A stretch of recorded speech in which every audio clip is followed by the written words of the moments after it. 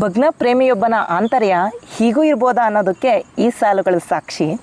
ಪೂರ್ತಿ ಹೆಂಗಸಾಗ್ಬಿಟ್ಟಿದ್ದಾಳೆ ಮಾಂಡೋವಿ. ಮೈಬಣ್ಣ ಬಂಗಾರದ್ದಾಗಿದೆ.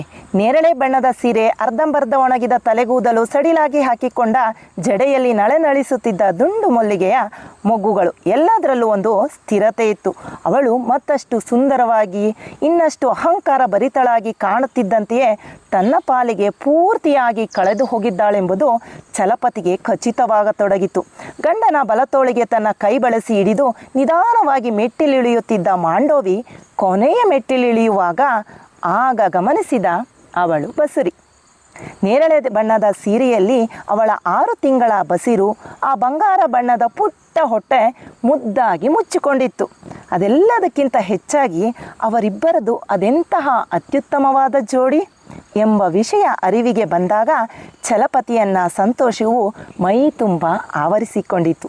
ಸೃಷ್ಟಿ ಪೂರ್ತಿಯಾಗುವ ತನಕ ಆ 2 ಜೀವಿಗಳನ್ನು ಬ್ರಹ್ಮನೇ ಎದುರಿಗೆ ಕೂತು ಕೊರೈಸಿದಂತಿತ್ತು. ಅವರಿಬ್ಬರು ತಮ್ಮ ನಿಲುವಿನಲ್ಲೇ ಇಡೀ ಜಗತ್ತನ್ನು ಗೆಲ್ಲಬಹುದೆಂಬ ಸ್ಥಿರತೆಯಿಂದ ಹೆಜ್ಜೆ ಹಾಕುತ್ತಿದ್ದರೆ ಸೋಮಯಾಜುಲ ವೆಂಕಟಾಚಲಪತಿ ಕಡೆ ತನಕ ತನ್ನ ಕಣ್ಣುಗಳಲ್ಲಿ ಆ ಚಿತ್ರ ಉಳಿಯಲೆಂಬಂತೆ ಅವರನ್ನು ಕಣ್ತುಂಬ ನೋಡಿದ. ಅವರಿಬ್ಬರೂ ಈ ಮಣ್ಣ ನೆಲದ ಜೀವಿಗಳೇ ಅಲ್ಲ, ವರ್ತಮಾನ ವಾಸ್ತವಕ್ಕೆರಡಕ್ಕೂ ಮಿಗಿಲಾದ ಆಗಸ ದೇಹಿಗಳೆನಿಸ್ತು. ಅವನಲ್ಲಿ ಮೊಟ್ಟ ಮೊದಲ ಬಾರಿಗೆ ಸಿಟ್ಟು, ಆಕ್ರೋಶ, ಈರ್ಷೆಗಳೆಲ್ಲ ಸದ್ದಡಗಿ ಹೋಗಿ, ಛೆ, ಇಂಥ ಮಾಂಡೋವಿ ಹೀಗಲ್ಲದೆ ಇವನೊಂದಿಗಲ್ಲದೆ ಮತ್ತೆ ಹೇಗಿರಬೇಕು?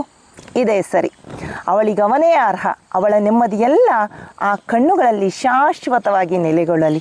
ನನಗೇನಿದೆ? ನನಗೊಂದು ಅಸ್ತಿತ್ವವಾದರೂ ಎಲ್ಲಿದೆ? ಈ ಜಗತ್ತಿನಲ್ಲಿ ನಾನು ಮಾಂಡೋವಿಗಷ್ಟೇ ಅಲ್ಲ, ಯಾವ ಹೆಂಗಸರಿಗಾದರೂ ಅನರ್ಹನೆ, ಅಲಕಾನಂದೆಗೂ. ಎಷ್ಟು ಚೆನ್ನಾಗಿದೆ ನೋಡಿ. ಯಾರೋ ನಾವು ಪ್ರೀತಿಸಿದಂತಹ ಮಾಜಿ ಪ್ರೇಮಿ ಅಥವಾ ಪ್ರೇಮಿ ಚೆನ್ನಾಗಿರಲಿ ಅಂತ ಹಾರೈಸೋದು, ಅದು ಇಷ್ಟರ ಮಟ್ಟಿಗೆ ತುಂಬ ಚೆನ್ನಾಗಿರೋ ಸಾಲು ಅನ್ನಿಸ್ತು. ಮುಂದೆ ಏನಿದೆಯೋ ಗೊತ್ತಿಲ್ಲ, ಆದರೆ ಈ ದಿನದ ಈ ಓದಿಗೆ ಈ ಸಾಲುಗಳು ತುಂಬ ಆಪ್ತ ಅನ್ನಿಸ್ತು. ಧನ್ಯವಾದಗಳು.